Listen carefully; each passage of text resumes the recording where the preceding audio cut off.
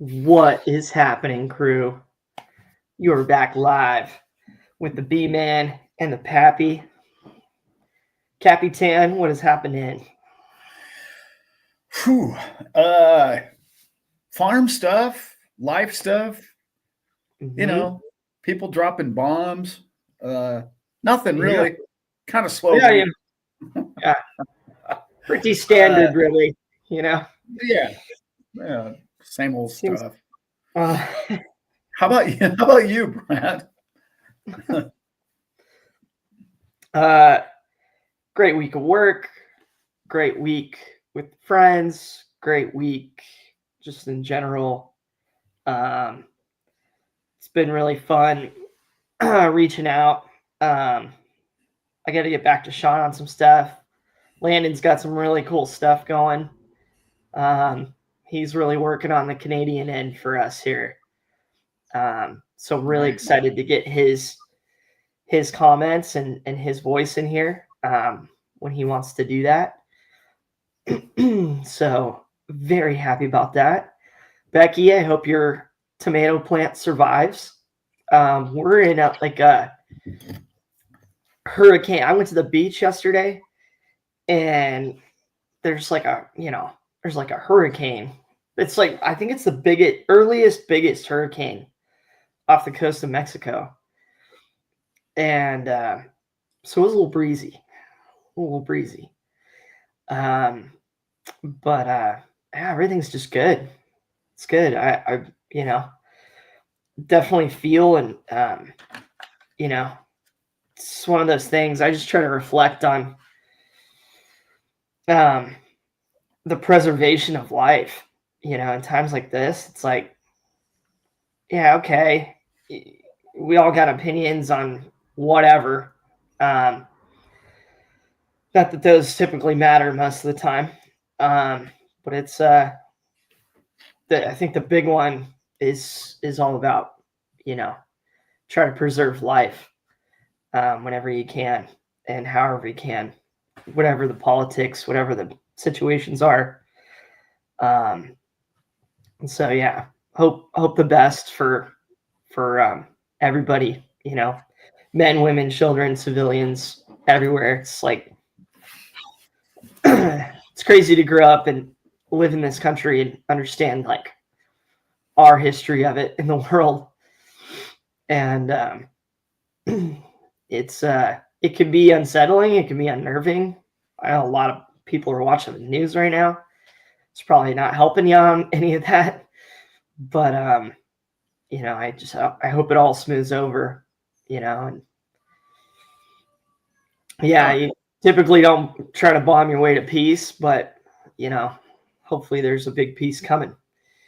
So that's my bit on all that, just so we don't have to sit around and talk about it all day. no, yeah, I'm not. I'm not. um, Not a on big a fan. positive note for us, um, crypto is cheap. So, you know,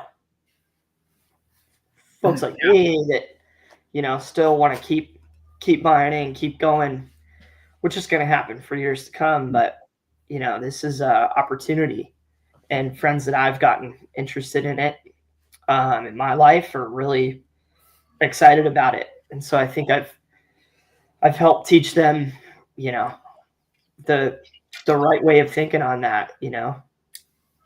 You look at the long term, you look at the dollar cost averaging, you look at what it is and what it does, and understanding like markets like you do, Dad, and how we can be early on things, and how we can use these things to yeah, create an extra 5-10 grand for ourselves each month. If we can get there, we're all going to do some really cool stuff. yeah. So That's right. Yeah, yeah, what dollar 95. I did not think I would see XRP under $2 again. I got that one wrong. I just didn't think it was ever going to happen again. But yeah. make Well, look, maybe make a purchase today. Maybe, I don't know. yeah. Maybe do that, Dad. I'm Not financial advice, of course. no, but I'm sort of in the boat that I don't think this is going to be a big war. It seems to me like everybody's trying to just keep it from blowing up into a big war. I don't really want to get involved in that either. That conversation. Mm-hmm. Anytime that any human being loses their life through something as stupid as a bomb, never makes a lot of sense to this man. So Yeah. I'm not a big fan of any of that. So we'll leave it at that. But I'm as far as price goes, I'm really interested in what's happening right now. I do see this dip being let's put it this way. The only markets that are open are crypto markets, period. You can't even trade gold and silver, and paper anyway, or contractually. So we're taking the brunt of it all right now because we're the only market open. We're open 24/7 on the weekend. So we're taking the brunt of the deal, and the bots are trying to pound it down. And to be quite honest with everybody, it should be a lot, or it could have been a whole lot lower than it is. Mm-hmm.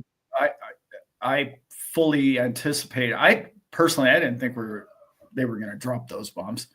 I would have bet against it, but I kind of understand why they did. But on the other hand, since they did, we're going to take it on the chin. What's happening here?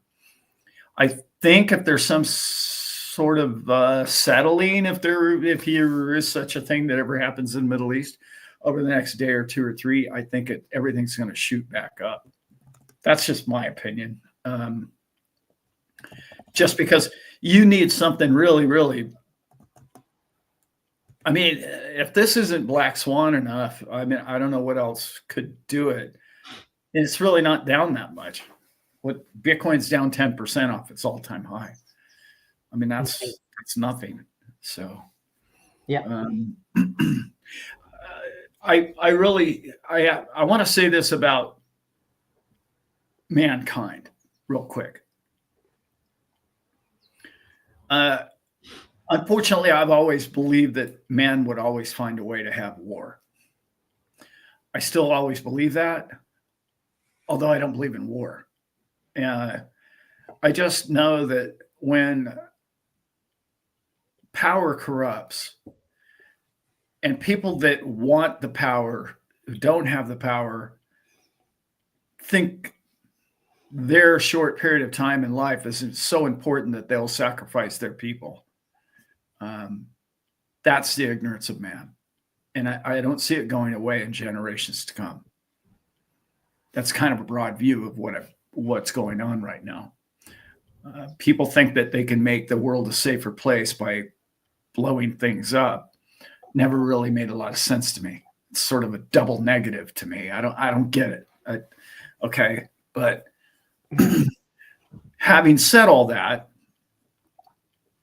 I also believe that when you pass, you're on the other side of an incredible place to be.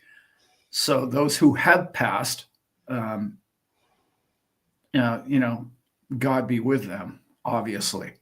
So it's very, I don't see death as a negative. So for me, it's really hard for me to sit around and, wow, this is such an incredible, I don't get wound up on either side of the spectrum, neither politically, militarily, or spiritually. It's an evening news event, and it's not got anything to do with the peace between your ears and what you want to do with your life and what you should do with your life and how you want to go on with your day. So, yeah. Anyway, having said that, price. Oh yeah, back to price. It's low right now because the bots are trading it. Traders are trading a trend. They see a trend, a short red trend. Jump on it. All right, let's go. Let's pound it. How much lower can I get it? I'll get it down below this. And what's triggering is a lot of these longs are getting squeezed. So the people that had the longs at 105 or 106 are now getting squeezed at 99 or 205 or whatever XRP. And now they're at 95 and all those longs are getting squeezed. So there you go. That'll stop abruptly. And everyone will be like, that's far enough. That's too cheap. In particular, when you see that Bitcoin reached almost 67% of the market share this morning, massive, huge. That tells you that everybody and their brother is going to be buying Bitcoin Monday morning. That's what I think. They're like, well, wait a minute, it's 112 last week or 110, and then now it's 98, 99. I'm buying. They were buying anyway. They're not going to stop buying. So that's the beautiful part of where we're going with the price. Anyway, we got a lot of people in here today, Brent. Man, what's going on? How we doing, everybody? Good to see you. Got the Alchemist. Yeah, we got good to see you, Alchemist. Yeah, Grace, good to see you. Got the clone in the house. We got Brother Landon.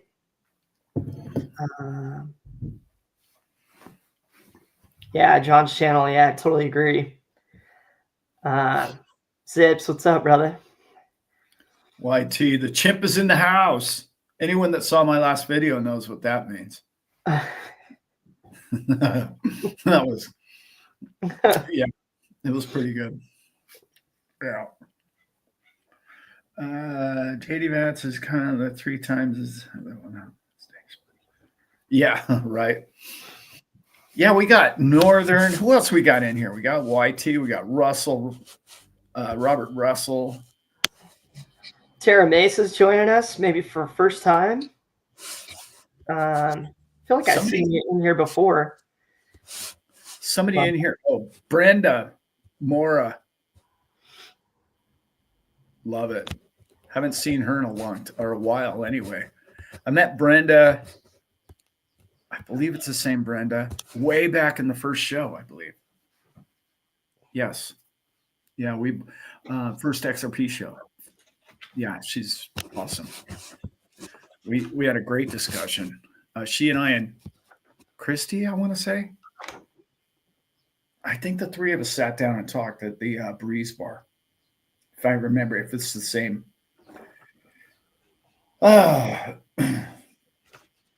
Nice. Lizard King's on a walk. Gotta love that. Yeah, hit the like button every now and then. Hello, Johnny. Yeah. So I want to talk about my last video because, man, it really triggered a lot of people. Go figure. Trigger event. It was a very triggering event. Okay.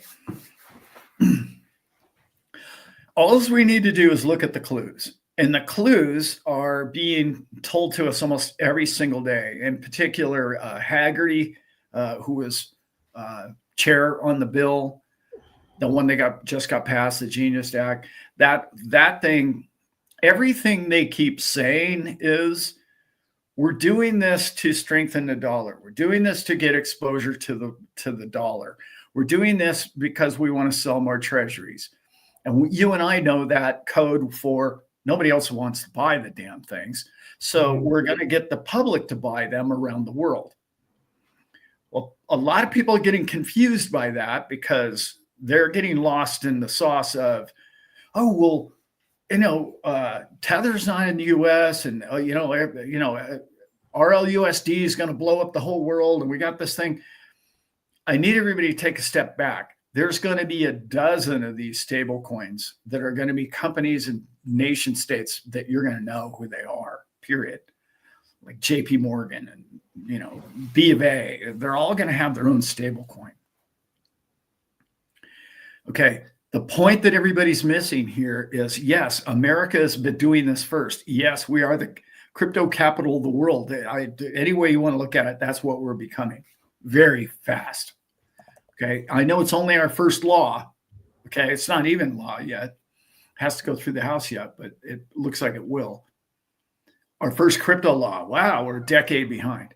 But it's really important that everybody understands this little finite little detail. Americans don't need stablecoins. We deal with the stablecoin. We deal with the fiat digital dollar every single day.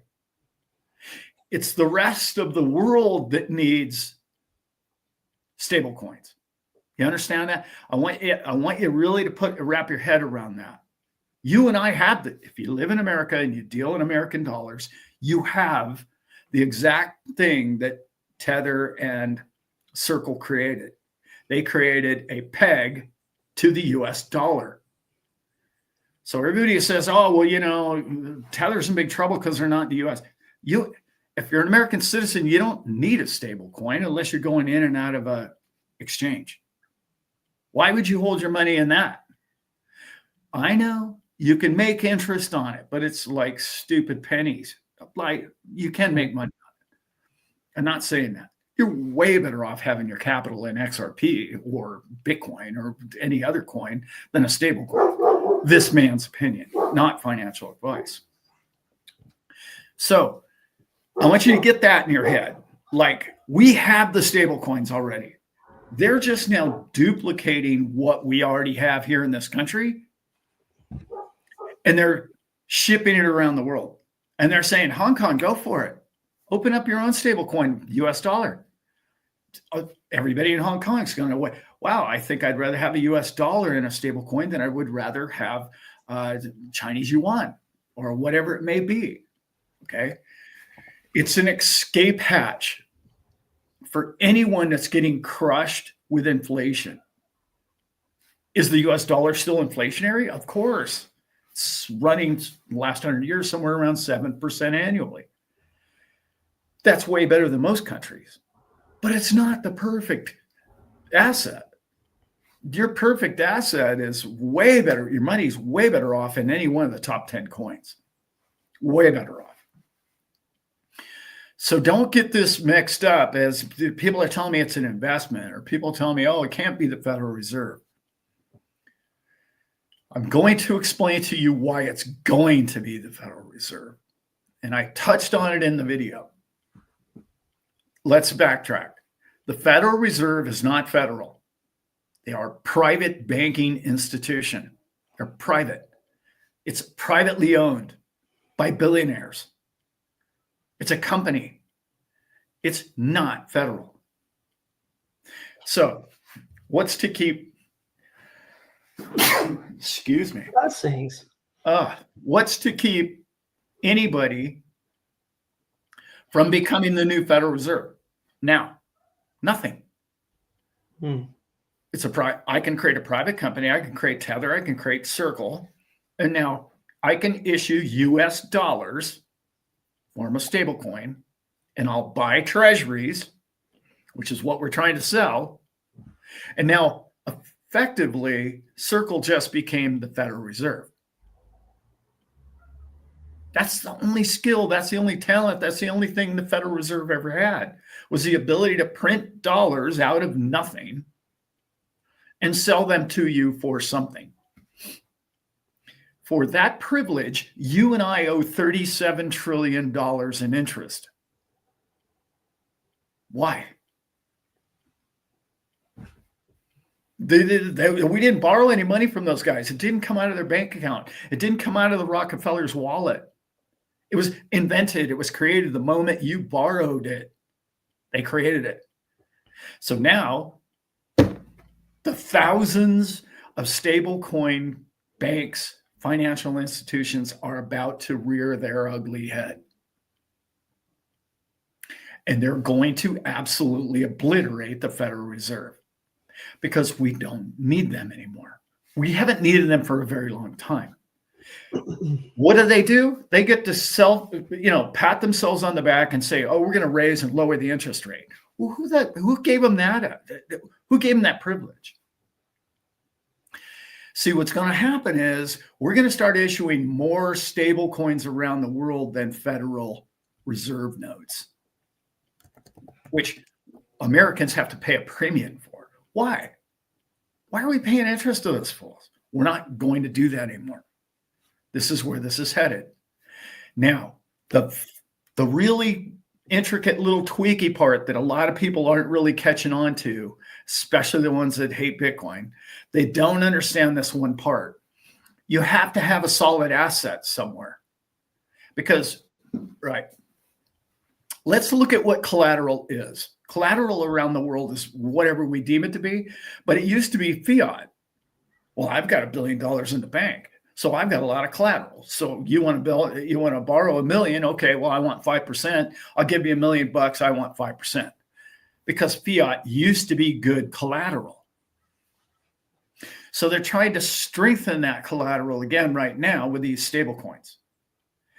But you and I know that as far as assets go, that is not what you would base an economic system on, as fiat, because it becomes more and more worthless, particularly with these stable coins. The inflationary valuations that are coming to this market is going to blow people's minds. And they're going to absolutely lose control of how many of those things they're going to be able to create. Think about it. So you need a pristine, perfect collateral. In the past, it used to be gold. I don't believe the future is gold anymore. I just don't. So I get a lot of people that mix this up. The people say, oh, well, XRP will be the Federal Reserve, Ripple will be the Federal Reserve, and XRP will be the collateral. No. Okay. XRP is going to be the platform in which a lot of things are going to trade on, of course. It will assume those evaluations when it's being from point A to point B. We'll do all that. That's utility. It's going to be fantastic at utility. You're going to be compensated dearly for being that. It's not a pristine collateral. Why? Because if you have the perfect collateral, which is Bitcoin, because there is no agency, there is no Ripple behind Bitcoin. It's a code, it's a virus. It can't be corrupted as long as it stays centralized and secure, which it's more secure today than it's ever been before. You now have something pristine to say, this is now collateral.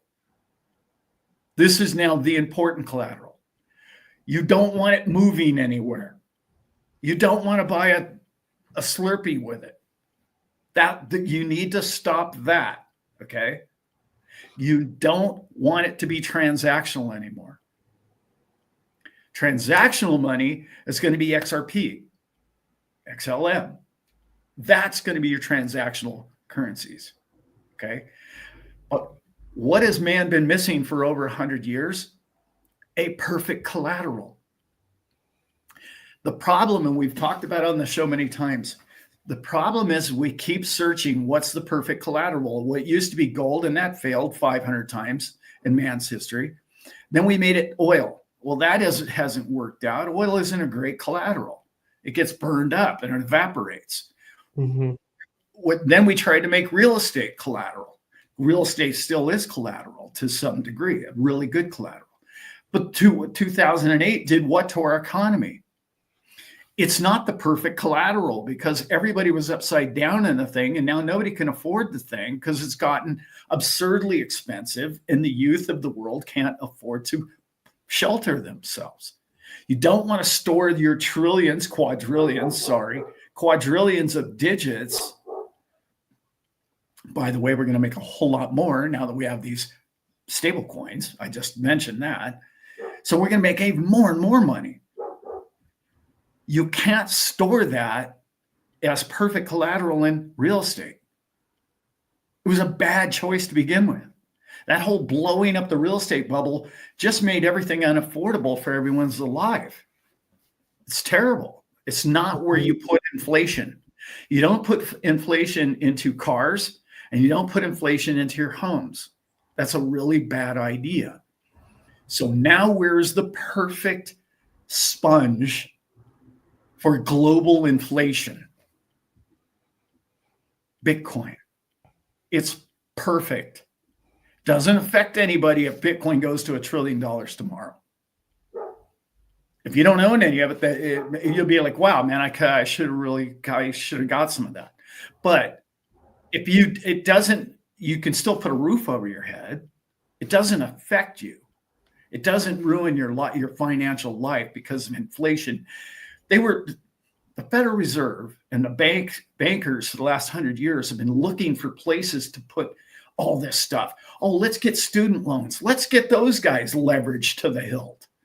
They leveraged those guys. They were looking for places to put all these digits in this leveraged money, owed money.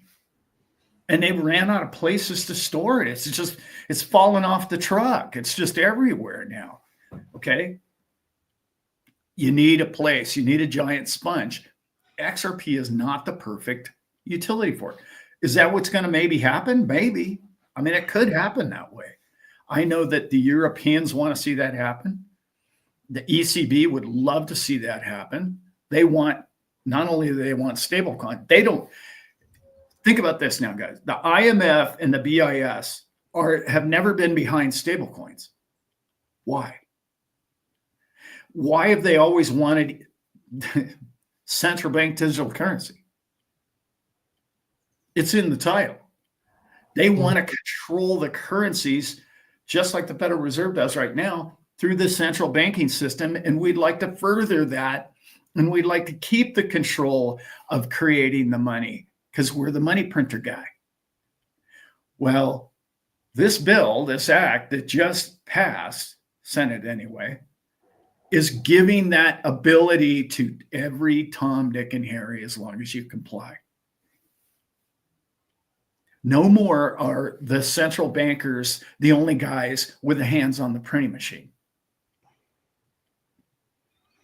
which means that they'll probably not be around forever. Finally, we found an honest and sincere way to make those fools go away. Now, is it possibly going to be oil, Bitcoin, gold, did XRP? Yeah, I mean, that could happen too. I'm not saying, I'm just saying one cryptocurrency is being purchased by all nation states right now for a reason. I think they got a game plan going on. I really do. And I know ISO is coming next month. In a mandatory way, ISO is coming next month.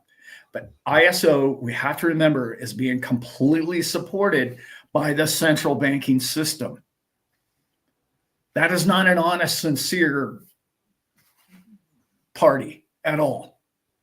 They are clearly in battle with the U.S. Treasury. I don't think I explained that real well, but the U.S. Treasury is not involved with the Federal Reserve anymore. Nope. We've just given the right to anybody who wants to create dollars as long as they buy U.S. Treasuries. That was the only job the Federal Reserve had other than adjusting the interest rates. Which, by the way, the only time that the Federal Reserve ever adjusted interest rates was to make you unemployed. That's right. They see, we have full employment. We have too many people employed. We have to keep raising the interest rates to slow that down. You understand that's what their job is, right? Because too many people had too much money and too much cash and too many things to buy, and everybody was buying all the stuff, and that created inflation.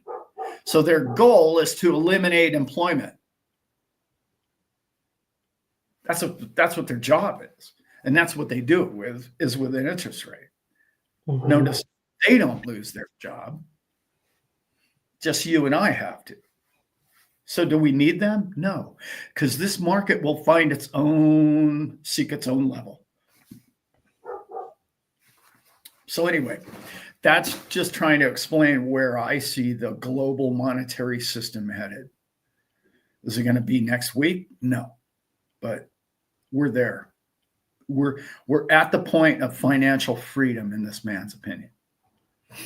Yeah. Dad, how do how do you blow up and stall and screw up a near perfect trading economy between people? Insert Federal Reserve. Right. Yeah. So we Yeah. had capitalism until we had the Federal Reserve. Mm-hmm.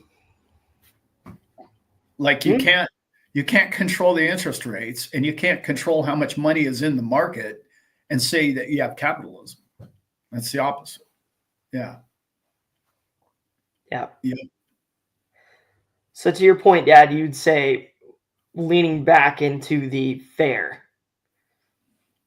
for the people, fair for the markets, to not have one systematic controller of what is able to be printed, what is able to be loaned, what is able to be borrowed.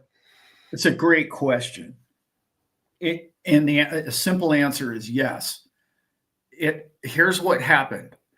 When we gave all the privilege and all the right to create money from thin air to the Federal Reserve or central bankers around the world, Mm-hmm. they all happened to be bankers. So the bankers said, well, gosh, look at the privilege we have. How else can we use that? Oh, I know. All those countries that we want their assets and the labor of their people, we just won't give them bank accounts. It's real simple. We just control the world that way. Oh, what a master plan you've thought of there, sire. That's what they did. And they used it to their own advantage, and they've held continents down, people down. Well, now, what do we have now? Well, I don't know. I think everybody almost these days has a smartphone, or we can get them a smartphone. They don't need a bank account because they're going to have a stable coin near them. They're going to have their own Federal Reserve on their own phone, and they're going to be able to use that currency in any way that they deem. They don't need a checking account. They don't need a banking account. And you don't have to give blood or like I said in the video, sign over your mother's, life as collateral, because we're going to have real collateral now. If you look at when you go to borrow a home, what's the collateral? The deed. Who gets it? The bank. You're in a non-collateralized position. Sure, you might have gave 10 or 20% of cash up front, which is really the only cash in the whole deal, right? They didn't put any cash in. No. That whole scheme of, oh, well, we get to say we have $9 for every dollar we own is coming to an end. That is an absurd corruption that has created debt around the world to the tune of 90% more than it should have been. And every little person is going to be able to say, okay, well, I'll loan you that money. I got it right here on my phone. You need to make payroll this week? Cool, I've got it. It'll be in a smart contract that I get it right back. And it's just going to be, the difference is they slowed everything down so that they could make money on everything. And now we are about to take money, the transaction value and speed of money, to now time. From phone to phone, phone to laptop, everywhere in the world, without a bank account, you're just going to need a wallet and a stable coin. Boom. Liquidity. Boom. Liquidity off the charts. But the biggest thing that it's going to be, that I like to talk about a lot on this channel, is velocity.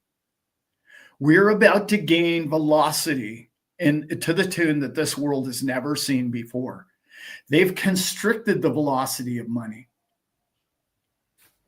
You and I are about to just whip it around between each other all day long.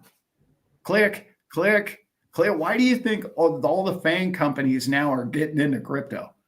They're like, oh, stable coin.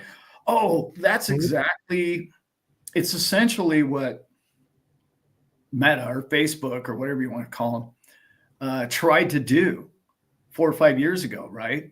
with their coin, the Libra or whatever. Yeah, Libra. Right? Mm-hmm. They were trying to do this back then. And now they're going to be right back in it. Right back in it.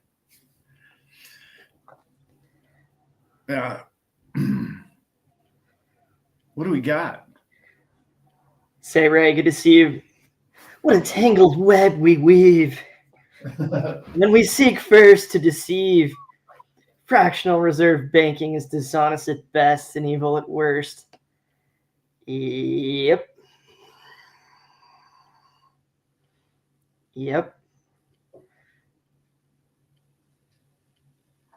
So many good comments, guys. Can't wait to ask my pops some more questions about all that. Let's go big picture today. Let's go real big. Good afternoon, Frankie. Alchemist is in here cooking. Always love to see it. Hoofty, Godspeed, my brother. Back, Jess. What do we got in here? Yeah, everything has red flags. That is true, Landon. That's kind of that's my next question, Dad, here. So, okay. So you get into like 2007, 2008. How does that happen, right? It happens when you create systems and old legacies like, well, I want to leverage. I want to create products that I can bet and gamble on this, and I can sell that bet or gambling contract to us, and I'm going to make all the cash up front, and they're going to think that their number go up, they're making cash, but back then you were betting on, maybe you were the insurance bet on somebody's house, or you were in this very safe, CDO, or you were like, oh, I'm gonna long this thing, or I'm gonna short this thing. And some people obviously did very, very well, but the majority of people did not. So I guess my question now is, Dad, like, yes, the nature of like crypto in particular, like, our layer ones, I guess as the old legacy thing, everybody starts to buy these things up. Is there, I guess, what's your future take, Dad, of kind of the stability of that? Because what these people know how to do is, okay, I'll write you, Alan Staple, a contract for a 0.0001 of Bitcoin, and you'll be on board for that. That'll be yours, And what's to say that these businesses and companies don't write 30 of those same contracts? That was obviously like the derivatives problem and the problem with banking in general, and loans and all the other stuff. So I guess, how do we continue to talk about it and safeguard? And we have for years, right, on this channel and others that you guys watch, which is like, well, you got to own your crypto. It needs to be yours. And then you're the bank. Then you make the loan. You make the trades. Right. I guess not so much as a question as like a greater awareness of like, what is the safety that you see in like buying, the ETFs? And, like, I know the creation of smart contracts on blockchain is going to help that and create trust and different things that, you can't, say that you have an XRP that you don't. But as far as us all working in the world and the coming of this adoption and the crossing of worlds, yeah. someday, folks. I guess, what keeps us from staying in the system and buying all these products and then just continuing to get, I can't think of a nice word for it at the moment, but screwed over by these big investment companies that somehow at the end of the day they end up acquiring all the crypto, and they end up acquiring all the technology, and they end up acquiring all this. How do we start thinking forward to start to prevent that, just within ourselves or within each other? How do we really embrace the new system? Well, that's such a massive question, obviously. Mm-hmm. Yeah. Big picture, baby. I've got a couple of hours anyway. Yeah. There's a lot of moving parts with that question. Mm-hmm. And this is really all to be played for yet. Okay. But I think for the first time in a long time in man's history, pretty much ever since 2020, a lot of people have had a lot of time to sit around their laptops and figure out what money really is. And a lot of people have figured it out. And a lot of people are going, oh boy, no, crypto's not the Ponzi scheme, fiat Ponzi scheme. Clearly, that's the Ponzi here. Okay. And it's comical how the system or the man or the central bankers want to tell you the exact opposite. This is something that if you've been in crypto as long as you and I have, Brent, you've known this for many years. Well, what's happening now is the world's coming to that concept or gripping that. Wow, this is really different. This could be a different world we live in. Well, we have the IBC and all these people that are trying to keep control. And they're using certain coins and networks to keep control, to keep the old banking system alive, and to keep that control centralized at the top. Mm-hmm. It's not going to work because of the wisdom of the people since 2020 in particular, also since the wisdom of AI is coming to us all. And the IQ of every search engine on the planet is doubling monthly.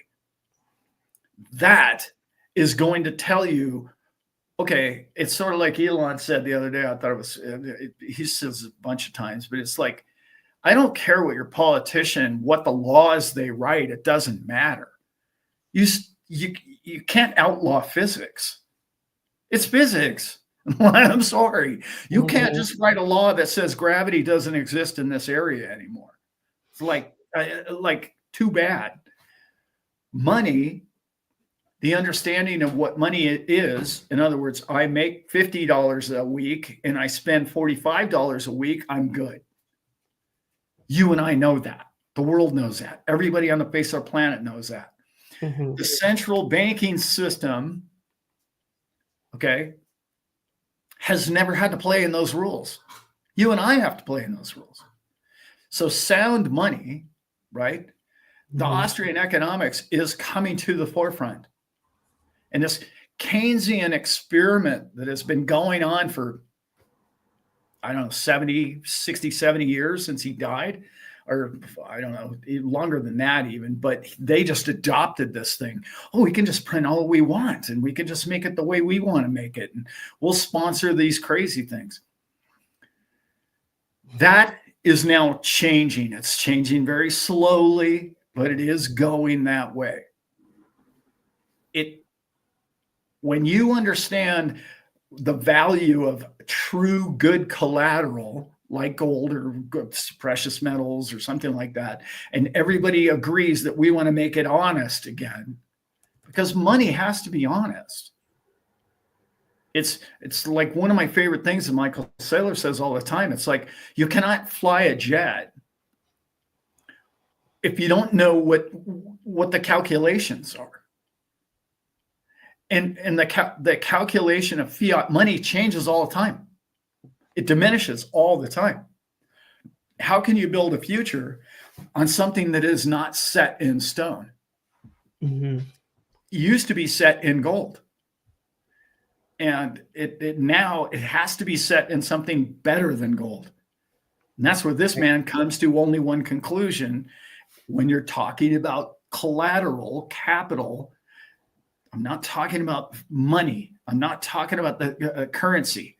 I'm not talking about spending it around places. I'm talking about a true collateral that can be owned and saved. Bigger than that, the bond market. All bonds will have Bitcoin in it. And it's not going to be long from now. Sure, there's going to be bonds with XRP. There's going to be bonds with, XLM coming forward. I'm sure of that too. Why? Because bonds, we're always telling you, okay, here's this 30-year bond. And when you, here's a $1,000 30-year bond. So in 30 years, you can get $1,000 for this thing. And it's got a coupon rate that gives you interest every year. Who thinks that fiat's going to be worth $1,000 from now, 30 years from now? No one. No one believes that, right? So you have to put something in there that has a real collateral value, something scarce, something not going to be able to print more of. That's the big flip that's happening right now. People are coming to the realization that fiat is nowhere to store your wealth. It's nowhere to store your working hours. It doesn't hold value. It's a leaky bucket, like we say all the time in this show. So who is figuring that out? The banks are hoping you don't figure that out because they don't own any real assets. None. Zip. Zilch. They don't own anything. It's all paper on bad collateral. The dollar. It's worthless to own. Now, these U.S. treasuries that they're going to make with these stable coins, of course, that's going to all of a sudden be making money. But how do we know that? Well, because look at Tether's one of the wealthiest nations or companies in the world. They make a lot of scratch, and all they do is just little tiny little pieces on the other side of it. Perfect. That tells you what robbers that the Federal Reserve have been. You thieves. You absolute thieves. We know how much money these guys are making at Tether, and it's ridiculous. And you don't even see the fee that you pay. It's like pennies. It's all done in volume. You people are flat out criminal. And you've been stealing from us for a very long time. People are finally wising up. Again, the punchline to everything I'm saying is it's going to be a long time before Joe Sixpack figures out that fiat is not where I want to store my money. That's the time battle we're against. That's the battle we're up against. So I don't know that I answered your question, but no, you did. I shot wide, Dad. So you go big picture. This is for Chris in the chat makes these shirts. I love mine, Chris. I love the monkey on the surfboard, dude. He makes the best shirts. Chris, so I got to get a hold of you, brother. I want to make a shirt for my meetup this winter. Yeah, there's Dad, Bobby's asking us about Fort Lauderdale, Florida, and Hollywood. Any updates? I'm going to be going to Fort Lauderdale July 9th. And I want to see all three venues before I make that decision. I'm leaning towards Margaritaville in Hollywood. A lot of it depends on dates. They only have one date, and that's in January. And everyone's like, man, I don't want to go in January. I just got done with the holidays. So I'm trying to get a date in March, early March or late February. But it's tough, you know. I mean, you're dealing with big corporations, and you know, Yeah. yeah, it's going to be a lot of fun though. It's going to be huge, guys. The every time I talk to a content person or whatever the hell you want to call this group of people, they're all like, "I'm there." Like not even like I'm. It's like I'm there. I'm like blocking it on my calendar right now. Like I don't have a date yet. And they're like, "Well, I don't care. I'm there. If you're doing it, Alan, I'm going." So cool. Okay, crypto professor. What? Why is that a bad choice?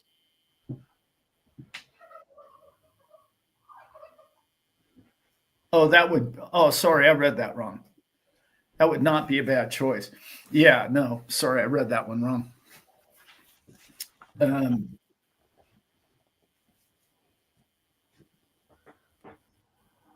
I'm gonna show off Professor's shirt. yeah, One of my new favorites in the collective. Yeah. Here That now. could be something we do when we're out there. Oh yeah. Dude. I don't know how many people he can take on those boat tours. I don't know how big his boat is. But just take me, bro. Just take me. Yeah. Mm-hmm. Boat, yeah, they're wildlife boat tours. Crypto Professor does them. On your answer, Dad, you hit on one of the most fundamental things that you tried to teach your son for a long time. And we all know this in here. But I was getting into it with a friend, and the conversation just ran into that. As I'm trying to understand how blockchain works and the advantages to that kind of trading system, the conversation immediately goes into what you're just talking about, where it's okay, here's money. So money essentially, like real asset, real value, tangible. Yeah. Then you've got fiat, then you've got cash, you've got, Federal Reserve note, you've got debt. So that idea of fiat doing this, which people, yes, who are not even in crypto, everybody's starting to get that clearly. People who are not even big on investing, it's like, well, I'm going to go with the savings account that yields me 4 to 6%. Because why would I do the one that costs me $5 a month to have it open? You know what I mean? Like, of course, like that's just easy math. But you can start to see the inverse happening, where it's like, oh no, real asset, real money, real collateral, real tangible, and how it's going to be so fun to see us all operating solely on that and using our transactions day to day with crypto, so that yes, we're not having to sit around with a bunch of cash on hand to be able to do this and that, but we're sitting around with a bunch of XRP on hand, which if you look at the numbers, it's up 300% this year. What else is yielding you that? I mean, what else is doing that? There's nothing. So why wouldn't you have that on hand? And that even then you could get into the whole argument of, well, it's very volatile, and it's very, I've been hearing that one forever, right? We all have. Very, roller coaster and all this stuff. And it's like, well, okay, you got this one for cheeseburger and you got this one to buy the Cowboys with. What are you transacting with? What are you holding long term? I feel like everybody, and the first lean in to where we're really all start transacting with this, which I hope is sooner than later, is going to be really exciting. And I think those ideas are just going to be at the forefront. And I know you're one of the leaders in it, Dad. And getting those ideas out to people was one of the first, very most important things I learned years ago. But it's going to be even more important today. Again, as more money be printed, as all these governments and central banks and as they start to acquire more and more crypto, I think that's why I ask those questions like that to you now. It's what's the game in this? What's the long game for all of us to make sure that we're holding it?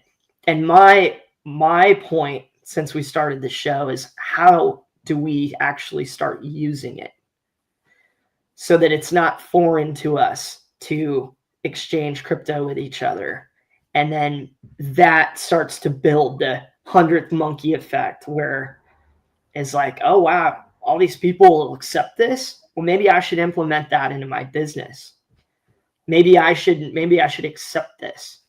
Like years and years ago, decades ago, when people are like, oh, I should probably have a little machine in my business to be able to earn Visa or a MasterCard, Well, what's about to happen? There's a couple answers to that. What's about to happen? Okay, we've all gone to any website you want to buy something. Okay, and it's over in your shopping cart, and you click on your shopping cart, you go down. Okay, you want to pay, and then there's a box, like 6 or 8 boxes, American Express, whatever, Zelle or whatever. All of them are going to be in there. Yeah, that's PayPal. That's going to be the easy answer. Is XRP is going to be in there, right? Or XLM.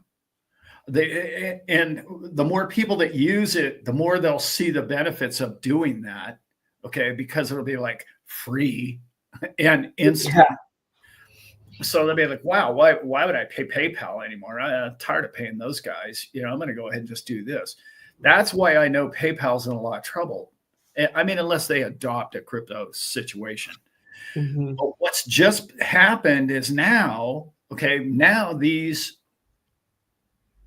institutions that want that little insignia in the checkout box, they now have stablecoin volume, like ridiculous amounts of money to back up their project to make sure that little XRP insignia is on your little checkout.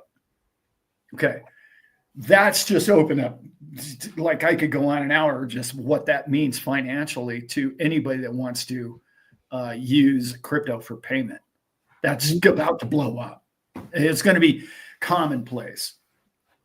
Like people already use PayPal and Zelle and the rest of these Cash App. Those could be cryptos. People don't even know. They don't care. They don't care. It's like, I owe $40. Cool. Bingo. Done. Right? They don't care that it's going to be crypto. To answer the first part of your question is, they don't, like, nobody's ever owned anything that goes up in value over time. Okay. And nobody, not since the 1800s, right? Believe it or not. Or sorry, around 1850s, 1880, right in that span, we had deflation. Okay. All right. What all the big companies are starting to understand, that's why these ETFs are happening the way they are right now. Started with Bitcoin, then it went to Ethereum. Now it's going to be XRP. XRP is going to happen this year, no question. What these ETFs mean are, we now understand the importance of these coins. Wall Street gets it.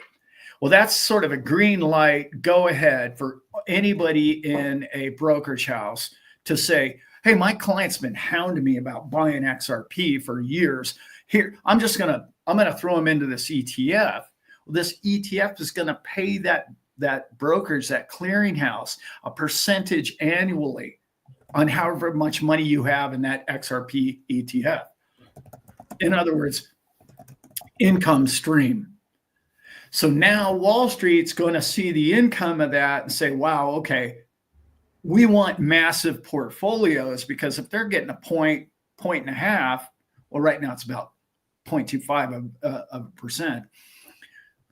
Do you want 1 percentage point of $1 billion, or 500,000?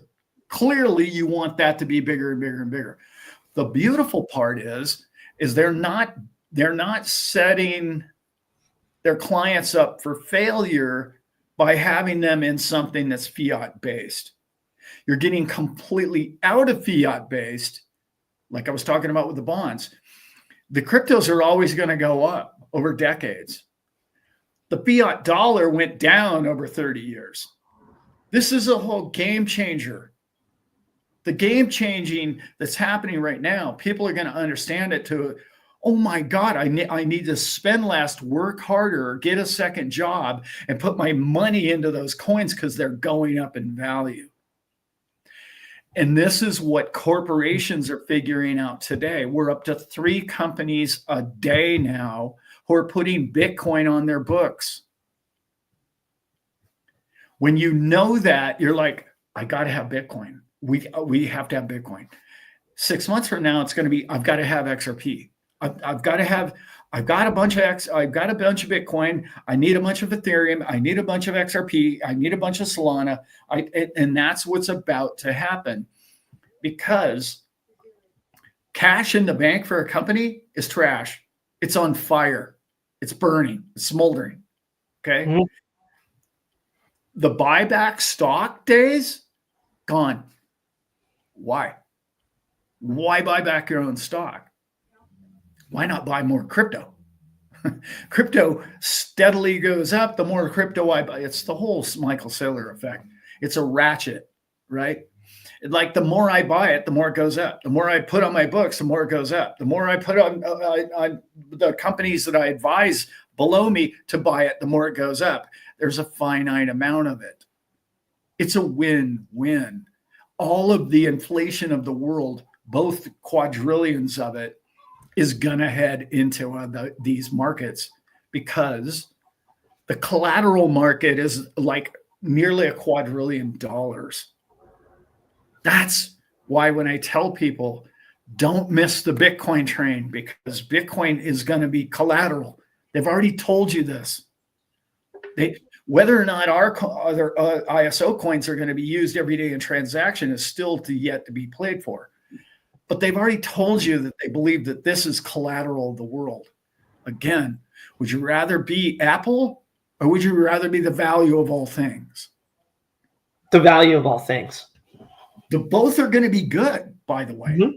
I mean, they both make a ton of money.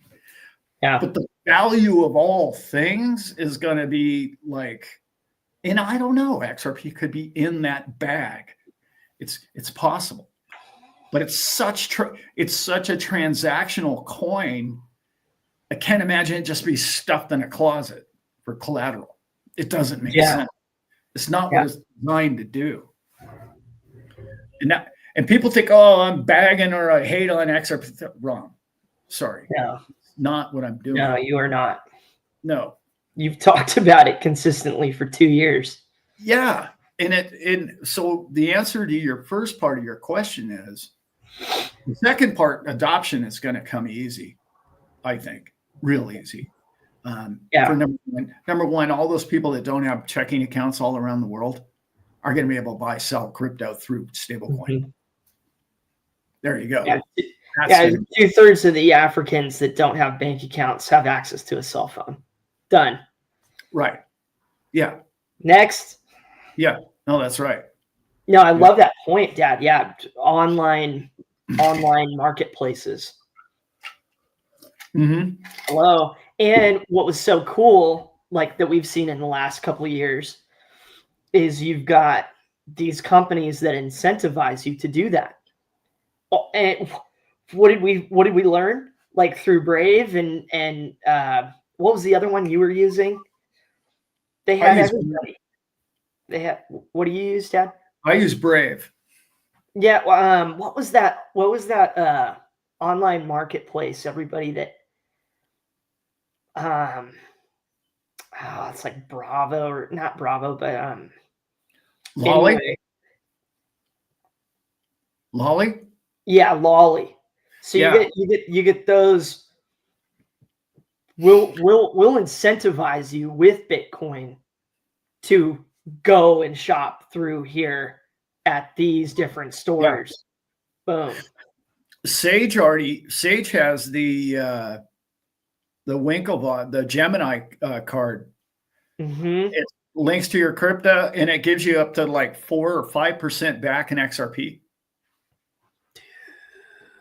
And you can round up, right? Instead of it being $1.50 purchase, it rounds up to $2. That extra 50 cents automatically goes in. Gotta get me one of those. Yeah, Gemini has it. Really cool card too. It's like metal. Sweet. Yeah. And it works. It's magic. It works. Yeah. Mm-hmm.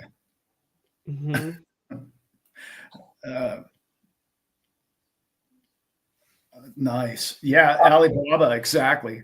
Mm-hmm. Yeah, Alchemy Pay and Ripple, yeah. They're all going to it right now. I don't know if you guys saw, like, I think it was Meta and another one. They're all going to different. And I have to say this. It's so frustrating to me. People keep asking, well, how come Meta's not using Bitcoin? It's like, I just explained that to you like 12 times already. You don't spend your Bitcoin to buy Starbucks. Sorry, man, that's a bad investment. That's not a good investment. Mm-hmm. Something that's going up 40. That's going right back to the smoldering, Dad. Right. Mm-hmm. Like fiat stuff. Hmm.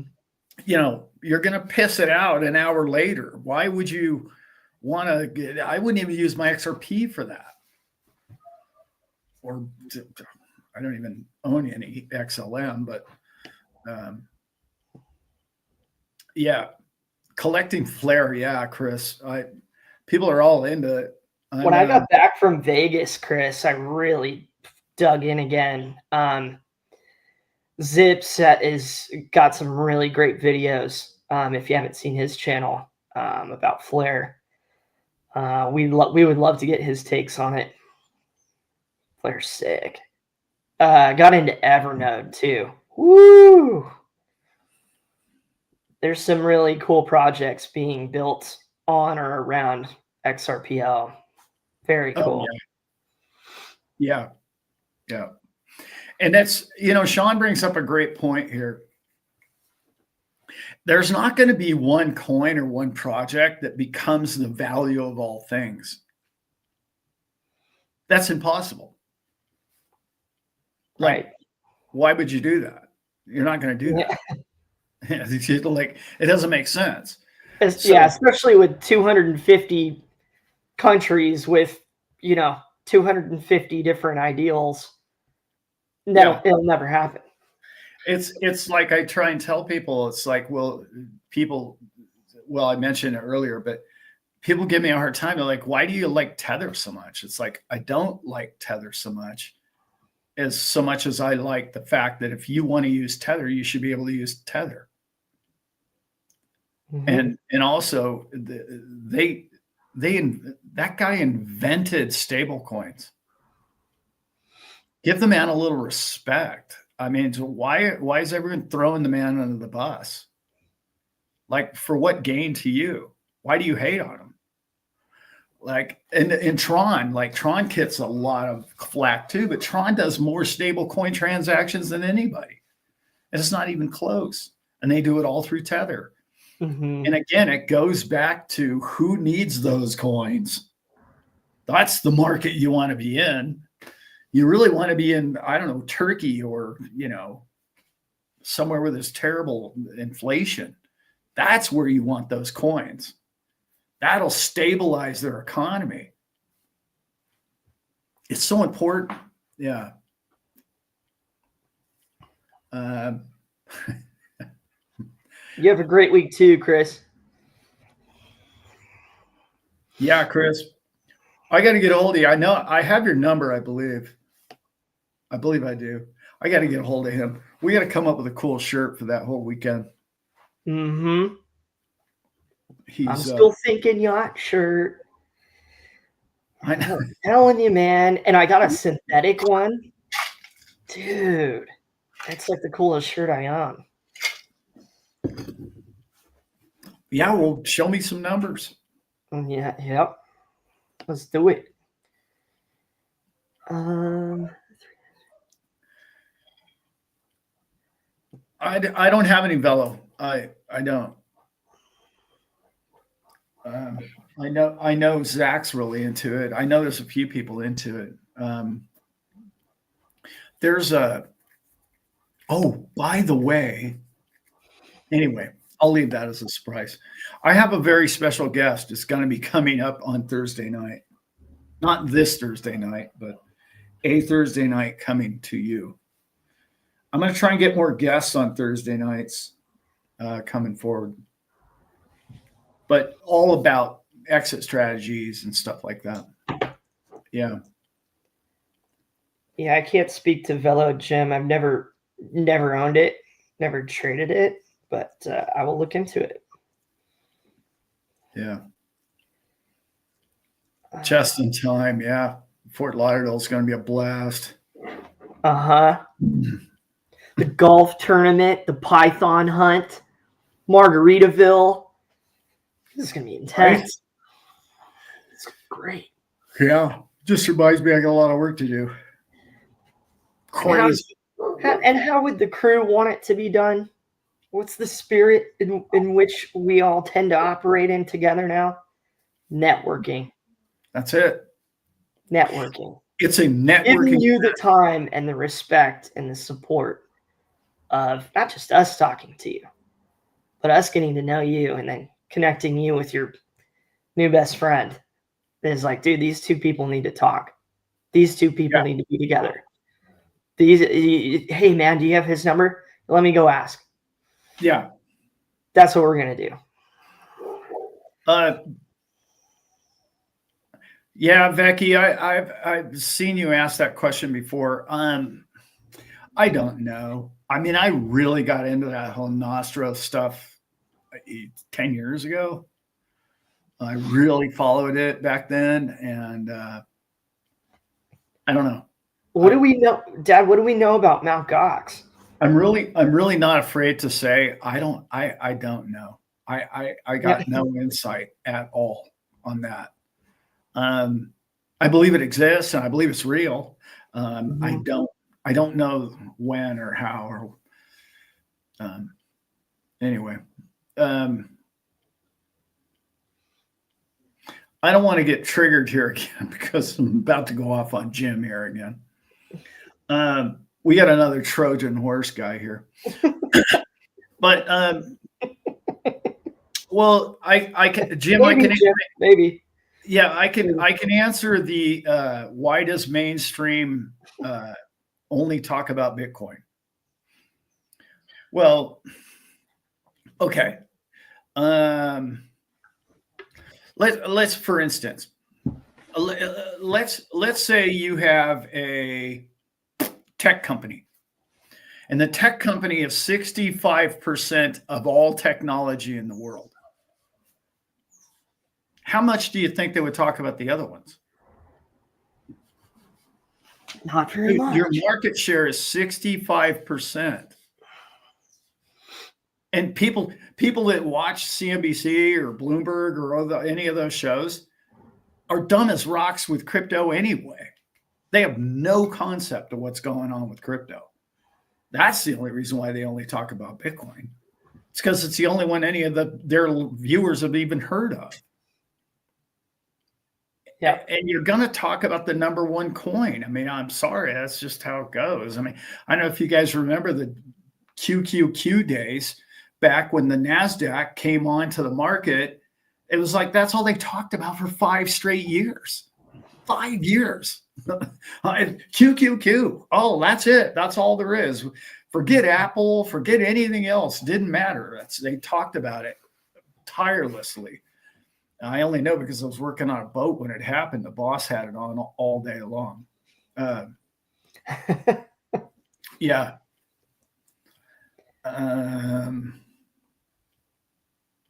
Oh, yeah. Nice. I haven't heard that one, Zip. That's sick, dude. I'm writing that down. Yeah, for sure. Yeah. Gotta love some of that. Mm-hmm. What you had a question for me, Brent, didn't you? Oh, a couple hundred off the top of hand, but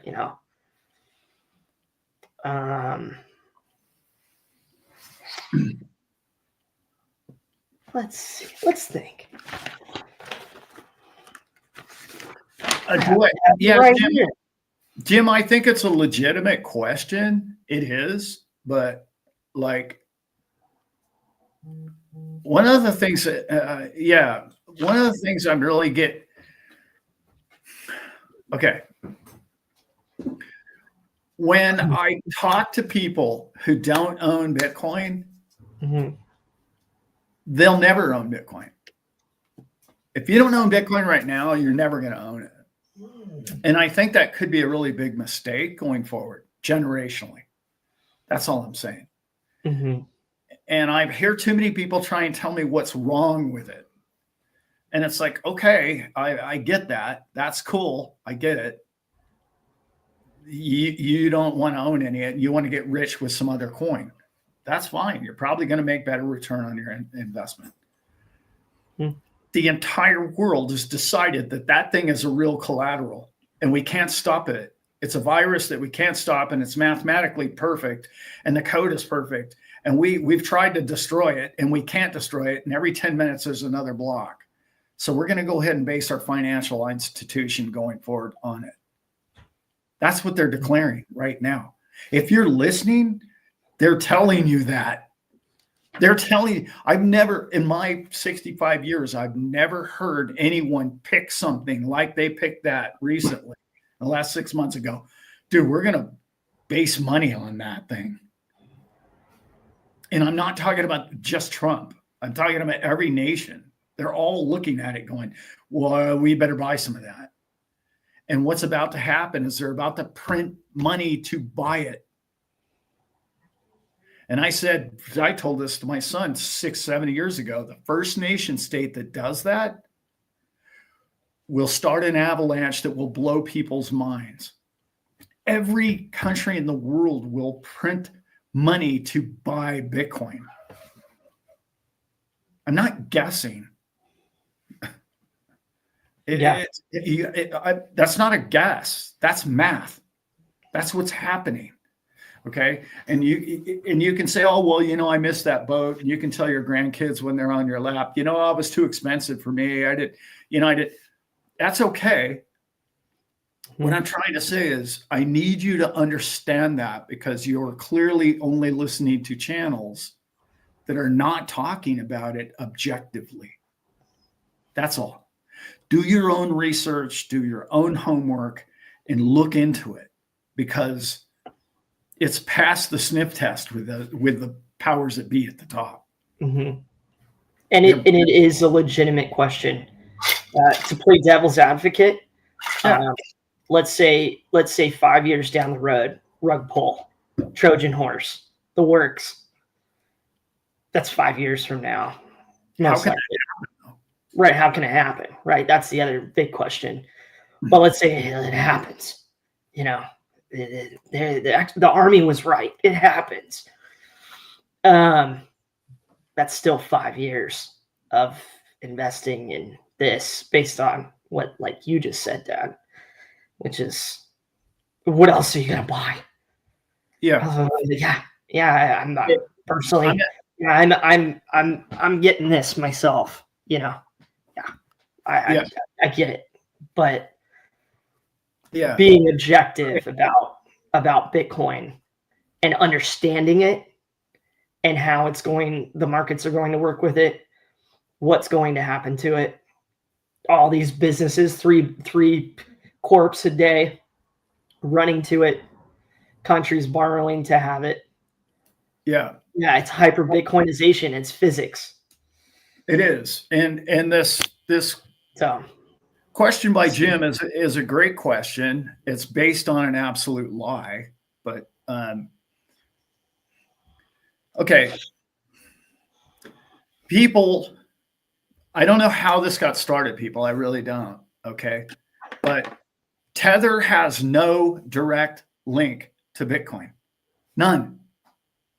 Get that out of your head. Who told you that? That's an absolute lie. It's not even physically possible. If you knew anything about Bitcoin, you would know how impossible that is. But yet everybody regurgitates it as if it's fact. Oh, if Tether goes down, Bitcoin's in trouble. No, why would that be? Like, Tether is simply a stable coin to buy things with. It's the currency, if you will, of what they bought Bitcoin with. Why does that even matter? Now they have the Bitcoin. There's no affiliation. Once you pay for it, you pay for a Starbucks coffee with $1. Okay. If Starbucks goes under, does that mean the dollar goes under? No. If the dollar goes under, does that mean Starbucks goes under? No. One was purchased with the other. That's all it is. That's the only affiliation between those two companies. They're not even companies. One's not even a company, right? One's just code. One doesn't have Ripple behind it. It's just code. And the other one bought a bunch of Bitcoin because they're a stable coin. They want to have the amount of value of what's printed, that of the dollars that they created out there, they peg to $1. They want to have collateral that says, yeah, we're good for all those money that we printed out there, those stable coins. So that, yeah, they own a lot of Bitcoin, but they're not affiliated. See, that just tells me that you have some work to do on the understanding of what the two things are. That's like saying Bitcoin, or that's like saying Ripple and XRP are affiliated. Nope. No, they're not, right? I mean, Judge Torres even said that. Like, Ripple can't make it stop. And those are even more correlated than Bitcoin and Tether, that's for sure. Yeah.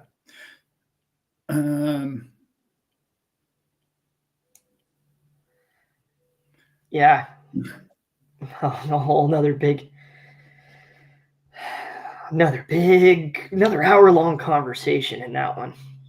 Oh, I could go for days. Oh, yeah. I've seen it. I've seen days of you going on worth of time spent. Easy. Weeks. Weeks. I've determined that my job on the internet is to allow people to say, hey, you know what? I'm not just going to listen to this guy or these channels or all these other channels and tell me that I'm going to miss out on this opportunity. See, this man made that mistake. I told my brother Bitcoin was a scam. Don't buy it. And then I did 6 months of research and I bought it. And for 2 years after that, I told everybody that XRP is a banker's coin. Why own it? It's promoting the banking institutions. But I woke up and I said, wait a minute. Banks are where all the money is. Maybe you might want to own those coins. So maybe I should look into XRP more instead of just throwing it under the bus and just saying it's the problem with the world. Yep. That's what I did. I looked within and I looked in the mirror and I said, why are you saying things that you don't know anything about? I did an interview a year ago with Brad Kimes about Tether. And he and I threw Tether under the bus. And I watched the replay on the video and I said, you don't know anything about Tether. You lied in front of all those people to the people that believe in what you say, and you didn't know what you're talking about with Tether. So I did a deep dive into Tether. And what I learned about Tether is it's an honest company. They're not into child porn. Do you know who created all that? I can tell you who. The banking cartel came after Tether with everything they had, all of it, and still are to some degree. So I'm not the guy who says, hey, I just jump on a bandwagon and no matter what happens, I stay on it. I'll look at the opposing objectivity in the room and I'll say, wow, okay, I want to listen to what that says, because I'm going to be the guy who's going to say, I'm going to get on YouTube and talk about it freely and openly without financial advice. But I'm the guy who has to say, wait a minute, Alan, you're talking out your back tailpipe because you don't know what you're talking about. So figure out what you're talking about and what does it mean to mankind. In my perspective, that's all. And doing that and finding out on the internet how few people do that, that self-reflection or the discernment of oneself and saying, hey, I keep throwing Bitcoin under the bus and I don't know why. Like I listen to XRP shows. All of them hate on Bitcoin. All of them. Mm-hmm. And I'm sorry, it's ignorance. You don't understand what you're talking about. If you'd done 100 hours of research on both coins, you would own them both. Mm-hmm. That's my opinion. That's the conclusion I came to. Yeah. Yeah.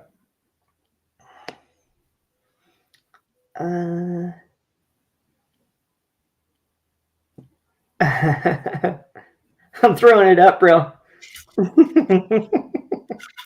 I did not mean to say XRP is gambling. I meant I invest in projects, not on emotion. Yeah. Brilliant. Brilliant. Exactly. And man, have this man next to me and myself been humbled by trading and investing on emotion. Humbled. You can't say what my dad just said to all of our biggest fans on here, 140 of you that see us every Sunday, to lean into something 100% would be lying. You'd be lying to yourself. You got to stay objective. You got to be critical. That's where I also do appreciate it, but I've done a lot of research on Bitcoin. That's where it all started. But I came to the same conclusion, Dad. Yeah. And I think it used to frustrate us, in a way that was like, well, why wouldn't you be talking about all of it or both, or the big cats? Why wouldn't you be talking about the big cats in the room? And it's cool to see our changing of that, where we're not just sitting here blowing up about it, but it's ways of articulating it, that it's like, how do I get people interested in just looking at it? It's the whole point of doing it. It's the whole point of doing a show about crypto. That's right. That's it. And it's not to cut anybody down or their opinions at the moment or anything like that. No. It is literally, it's like, how do you inspire? How do you, right. Like, we want you to be more informed and more educated and more open-minded than we are. That would be the coolest thing that could come out of this. Yeah. And the other thing that I keep hearing people say, was part of that question as well, and I'll answer this, Jim, is a lot of people say, well, I get this one a lot. This is almost comical when I explain it to you. Everyone goes, oh, well, Michael Saylor's he's over leveraged himself. He's borrowed so much money to buy Bitcoin. What an idiot. He's leveraged. He's in big trouble. Stop and think about what you just said when you say that. Okay. He borrowed fiat, which is declining in value hourly, and he's buying something that's gone up 50% annually for 16 years. And you're saying he's threatening himself by borrowing fiat to buy something secure, which is now the value or a commodity of money. I'd say the bigger gamble would be to stay in cash and not own the crypto. And I don't care which crypto it is. The smartest thing he ever did was borrow stupid fiat and buy crypto, any one of the cryptos. He happens to believe in Bitcoin. But would you rather own Bitcoin or fiat? If somebody gave you $1 million, if you won the lottery tomorrow and somebody gave you $100 million, okay, would you just leave it all in fiat in the bank? The value of that fiat could be, which we've seen recently, could be cut in half in a year. Your buying power, that $1 million, could be nixed in half in 1 year. But printing. Because we have this old paradigm in our head of, oh, he's leveraged himself in money. It's what money is trash. It's trash now, and you get that, right? Oh, he's risked himself. What, he has to pay dollars back? I mean, that's comical. It's like, okay, I'll just borrow from some other moron that's going to lend me fiat to pay the bill. It's like, what's cool too about Bitcoin is the fundamentals, and you can't crack it, right? And let's just look at that long term. Say that the horrible event happens, right? Down the road, there will always be a government or a person or many people who would want to acquire and use that system. I don't care. I don't care if you rug pull it. I don't care if it does get severely compromised somehow, some way. It was a trap. It's still a good system. Even if it's a trap, that is still a system that is usable. That's still usable code. That's still all the other freaking proof of work blockchains got built off of the same code. Yeah. Like, we're going to sit around here and, love on Digibyte, which we've all done forever, and not, it's like, that's my favorite thing about blockchain, man, is we constantly improve upon it.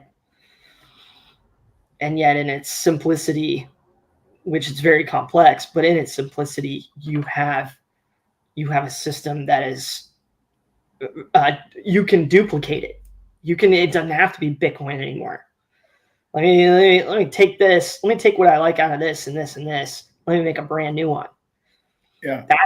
That's where I don't sit around in the mud and worry about what the NSA created or what it's what it is and how people use it. And if it's real bad, people will adopt something else. We'll use a better blockchain to hopefully transact with ourselves. One day there'll be one that hopefully cuts out all the crap. We won't want to use it for anything else. It'll be like, no, dude, my time and my hours of my life are important and valuable, and I don't want anything that can compromise that. There's an essay, there's a thesis for somebody to write. Somebody younger than me, run and take this one. How do you truly refine and improve the functionality of money and the idea of money between people? And this system, not perfect. Like Bitcoin, not perfect. People are not going to use it perfectly either. But what can we get at? And like you say, Dad, it's like multiple chains, multiple systems. Like Sean said, they'll never just be two. There won't. No. But it's getting better, and it's improving, and it's coming to a theater near you. Yeah. And man, I'm excited for that. Because this fiat, this central bank, this Federal Reserve, I'm so happy that I understand it because of you, Dad, that I understand how it works. Yeah.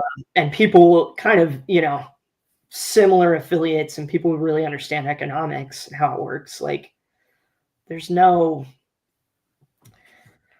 it doesn't make a lot of sense. No.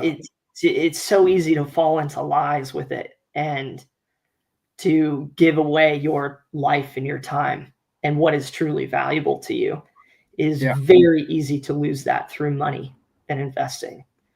Yeah. I don't want to do it anymore in my life. I'm old enough now. It's like that makes no sense to do that. Yeah. It's very we live in a very unique time because we're like one of maybe, I don't know, 5 or 10% of the people on this planet that understand what's happening to money. And it's happening right now. And there's, like Zip just said, there's multiple lifeboats here. There's, thank God, there's a lot of lifeboats right now. But there's going to come a time when there's a certain lifeboat that you're not going to be able to get on anymore. And that first one, in my opinion, is going to be a big one. But that's okay. If you're not on that lifeboat, there's going to be other lifeboats. I get that. You're going to be all right. You're going to be good. So, no sense panicking over any of it. But yeah.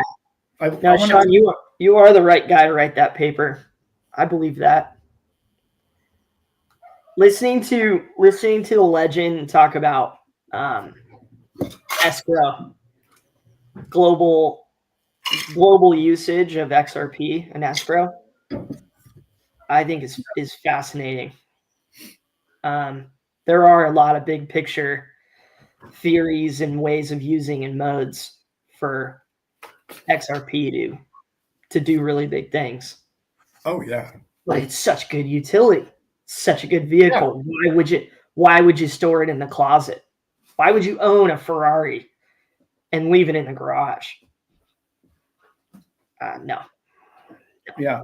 XRP needs to be that bridge that we fix. What the main reason you can't ever get around it. It's how do you fix international trade, money trade? How do you fix that? And it needs fixing, which is something that I learned when I started studying XRP. Because I haven't been abroad all that much. I've lived here most of my life, so it's going to help fix that. Oh yeah, and it needs to be used.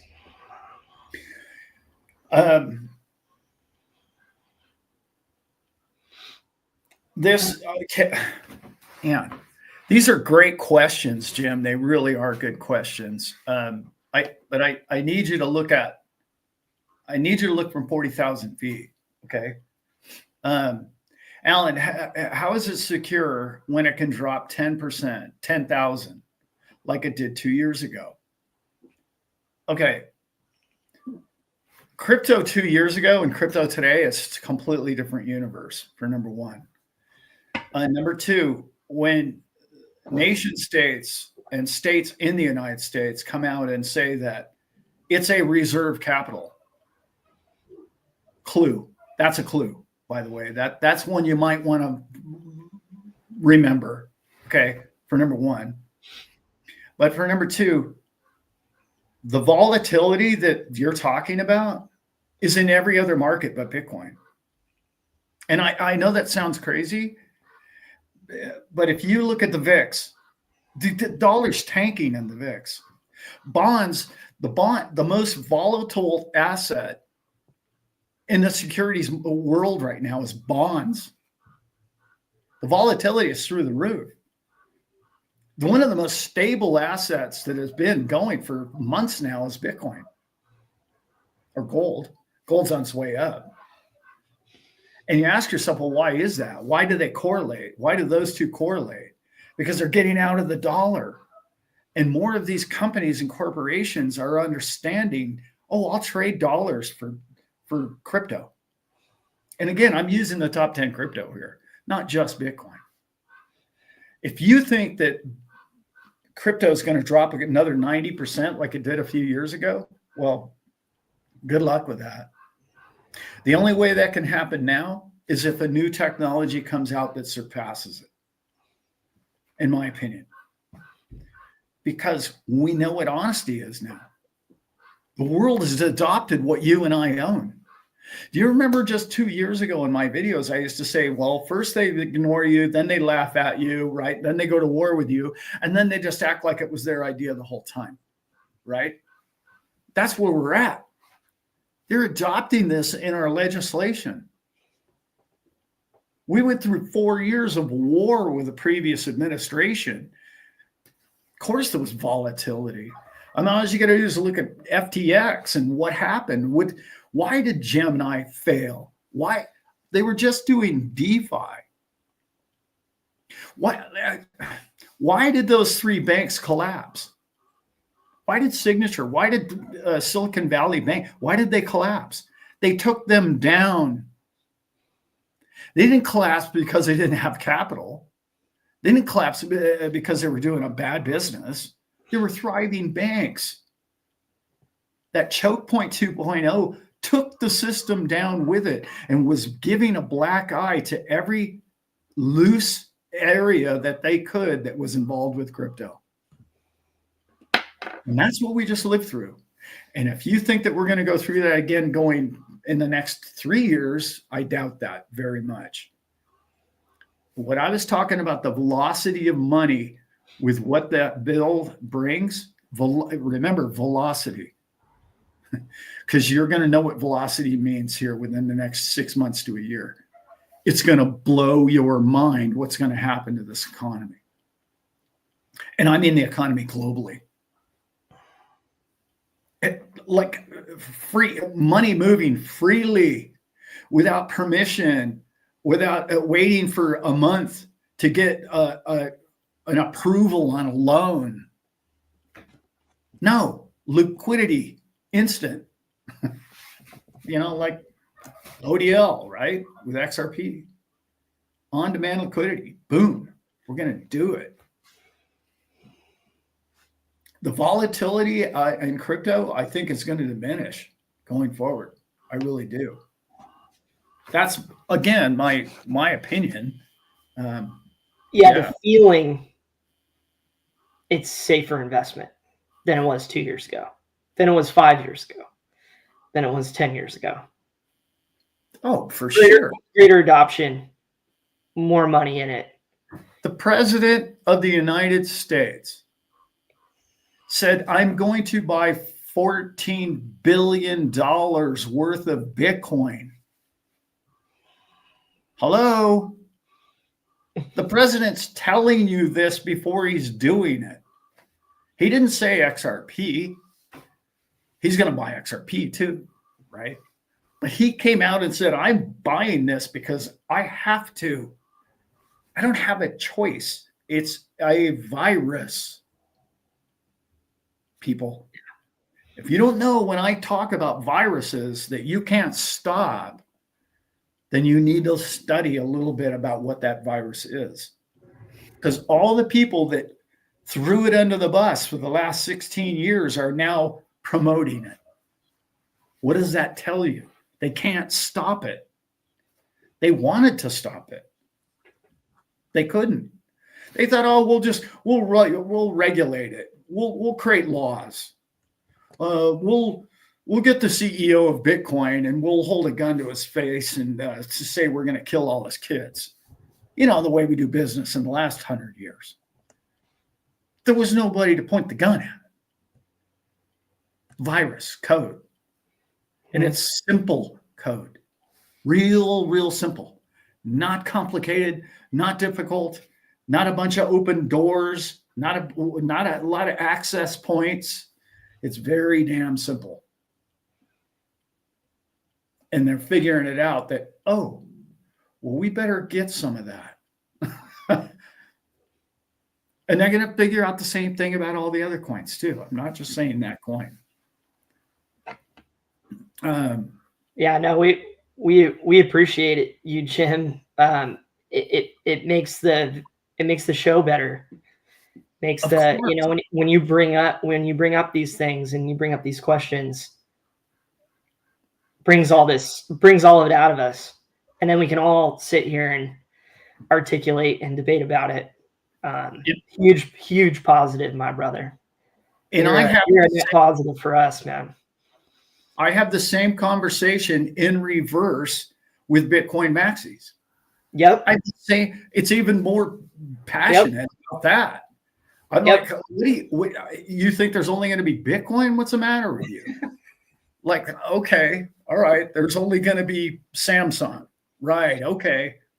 It doesn't make any sense. You know, they don't do the same thing.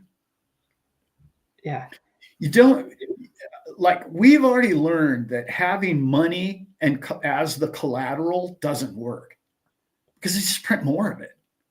So it's not good collateral. It's terrible collateral, right? You need something to be collateral and you need something to be, you know, velocity, currency. You need something we can move with. But you don't want your children's inheritance being spent on Starbucks.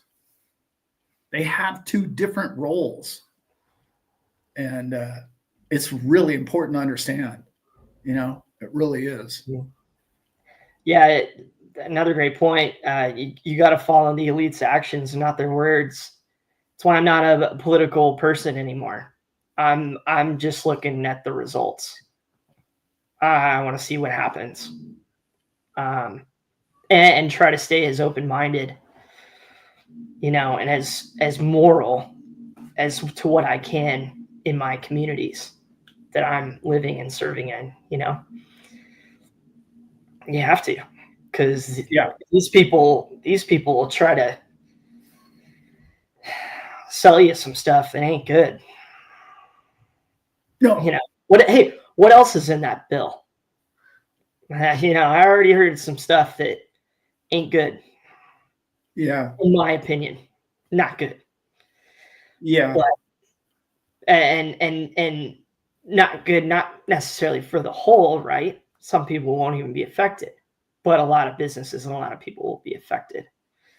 And they always are with regulation. I think the creativity that is coming our way because of stable coins, you and I can't wrap our heads around it. And that's what I do for a living. I wrap my head around where we could go with things like stable coins. And every time I go there, I'm just like, oh my God, it's bigger than I even dreamed. It's big. I came out with a video already saying it's going to replace the Federal Reserve. I mean, do you understand? Double down on it today. I mean, that's how big I think this thing is. Mm-hmm. I know it is. All it has to do is pass the House now. And then stable coins are real, guys, globally. You understand? Real. No longer like, you know, rug pull or Trojan horse. That's all gone now. Right? It's huge, guys. Yeah. We live in an era where you and I are about to see monetary change that is going to, like, the old paradigm. You've got to take that chip out of your head because it's not going to serve you well. You've got to get to where we're going and you got to get there and use it. This is really important because like I get this question all the damn time. And I'm going to explain it the best I can because I crushed it on the phone the other day. People ask me all the time. It's like, okay, well, Alan, how is it that you think that Bitcoin can go to $1 million? Like it would take trillions of dollars and it would be all the, that's absurd and it's ridiculous. How do you think XRP could ever get to $1,000? It just doesn't make sense. Well, when you understand that let's say there's 21 million Bitcoin, right? And Bitcoin goes up by $1. Yeah, in your account, if you only have one Bitcoin, it only went up $1, Alan. No, every dollar it goes up, it just went up how many? 21 million. Mm-hmm. $21 million of value was created for every dollar it goes up. That thing goes up $1,000 a day times 21 million. You understand the exponential growth of what's about to happen? Your coins, these prices that you're wrapping your head around right now are equated to dollars. Pull that chip out. Eliminate that.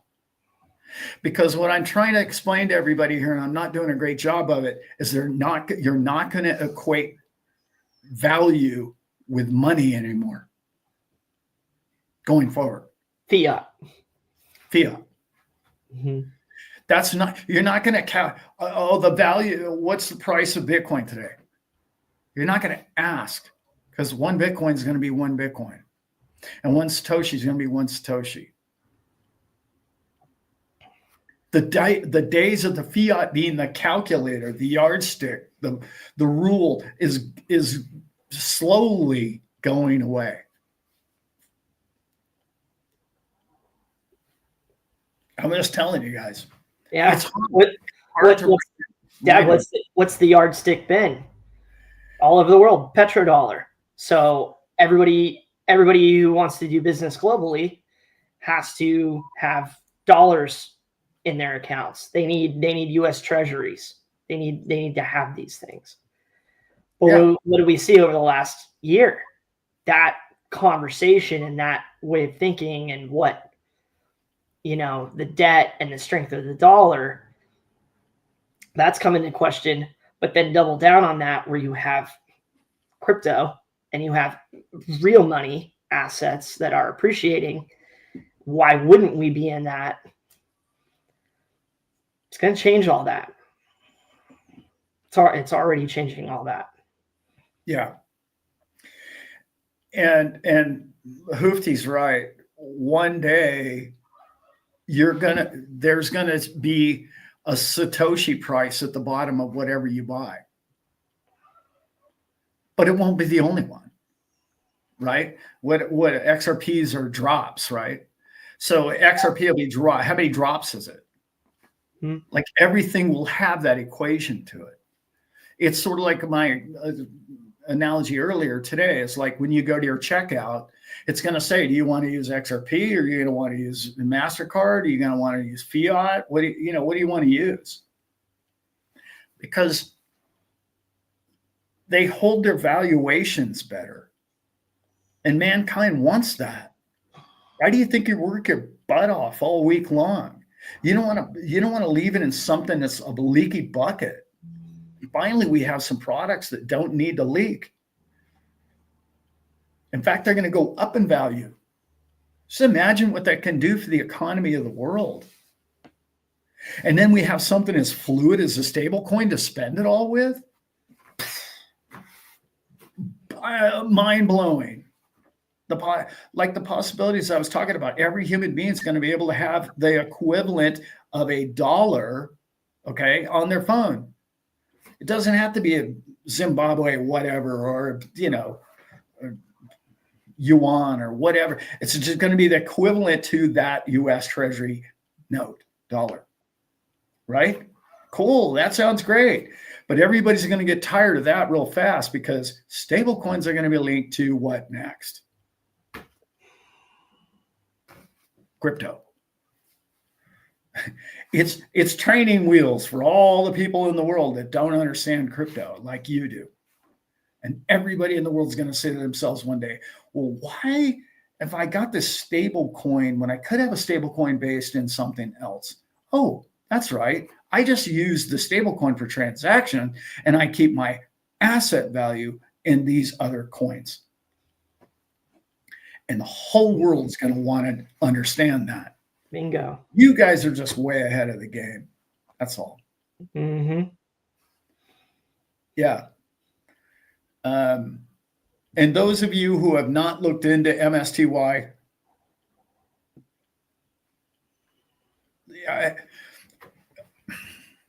that's kind of more of my Thursday night show, but it's paying anywhere between 6 to 11% a month. But you shouldn't, if you only have $100,000 to your name, don't put it all in MSTY. That's a bad investment. Even though you say, oh, well, I could make $8,000 a month and I could just live high on the hog on my 100K. But what happens when Bitcoin triples? You only made 100K and you could have made 200,000. So there's some math there. You have to be. I did make that point last week. That's an important, even more important point, Dad. $8,000's great if that's all you want, but we got a lot more opportunities here than that. Yes, we do. And Chuck, yes, great. I love it. We are children of God forever. Yes, we are. And we, I don't know why you're yelling that, but I guess it deserves to be told here on a fine Sunday. Mm-hmm.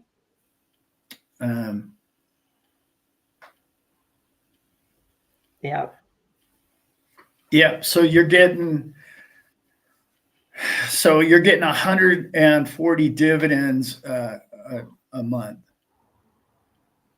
Oh, that's a bad equation. What's the percentage?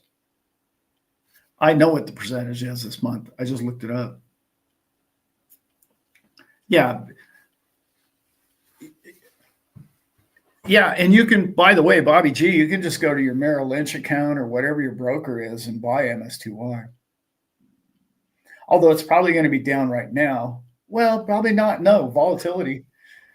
Volatility is what MSTY works on. Up or down. Doesn't matter.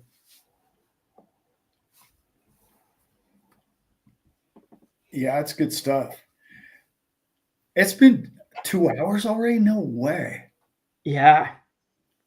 We should let you guys go. What do you got planned for today, Bryant? I'm going to go hang out with the other folks. Take one of my best friends to the airport in the morning. She's going meeting up with her other best friends in Mexico. Awesome. I'll do a little research. So it's fun to have these chats with all you guys, and Sundays turn into that. You know, how do we improve the channel? How do we research things we don't know about and learn about them? And I know a lot of people, including myself, are looking for those MSTYs. Oh, yeah. You know, they're looking for them. People around me, you. So it's good to know about all this stuff and be able to look at both sides of it. So I'm going to do some of that today too. Real quick, everybody, I remade my list. So I found my life goals list that I made like 5 years ago. Look at all the checks I got on there. I got some checks on there. Now, the bottom half of the list is, healer, discernment, remove judgment, act well on another's behalf, all those things. Daily stuff. But giving it, value and power in my daily life was something that I really tried to work on every single day for years. And to where that was the new software running in me. And I made a new list, and there's some really cool stuff on here, including financial freedom, including spending more time with the crew, road trip in my dream car, probably to come see some of you, helping others, do my best to help retire my friends and my family. I'll bet that's a common thing. So I know it's not everybody's thing, but I recommend making lists. For me, I get more productive, and it's a reminder to me to do it. And it's funny what can happen after a couple years of reminding yourself to do things. It helped me to not be the procrastinator that I used to be, and be more 100% of what I know I am. Not just what I can be, but what I can give. So excited to share more of that, and more love with you guys as we go on. And let us know, in the comments, and next week on Sunday, what's on your list. We can get into those things, and hopefully find good investment opportunities for all of us to be able to make some of those things happen. But there's 15 things on my old list that I could do without money. So, and those things you can knock out. And I would love to help you do that. That's a big part of who I am. So let's motivate each other and love each other this week. And I got nothing but love for y'all. Another thing that'll the comments today, Jim. Thank you. Yeah, awesome comments, Brent. We had some awesome. That was it was good to get into the chat a little bit more today. I love that. Yeah. Great comments though, Brent. I love that. That's really a cool way to end the show. And the other thing to remember is you are what you believe you are, and own it, live it, understand who you are. And I think there's too many people being too critical of themselves. They're trying to humble themselves to the point of they forget how great they are. And you're all great. And you deserve everything that you can dream of in this lifetime. And so that's, for me, it's sort of an I am thing, you know what I mean? Very powerful, very powerful. Your beliefs in who you are and what you're worthy of is everything. And we don't get told that enough, how important we all are. So, and yes, I thank you. I love everybody that's saying, pray for everybody who's out there in the world. There's some people that are going to probably not have the greatest day tomorrow, unfortunately. Yeah. And that's, yeah. Feel blessed and understand how lucky we all are. Yeah. Pray for peace in your fellow man. I will do that today. Yeah. They are all people. They are not number or religion or race or continent or country. They're people, human beings, my brothers and sisters. Yeah. That's who they are. Love you guys, man. I'm starving, B-man. Yeah. Time to end the show. Eat. Lunchtime. Go eat something. All right. Everybody have a great week. Peace and love.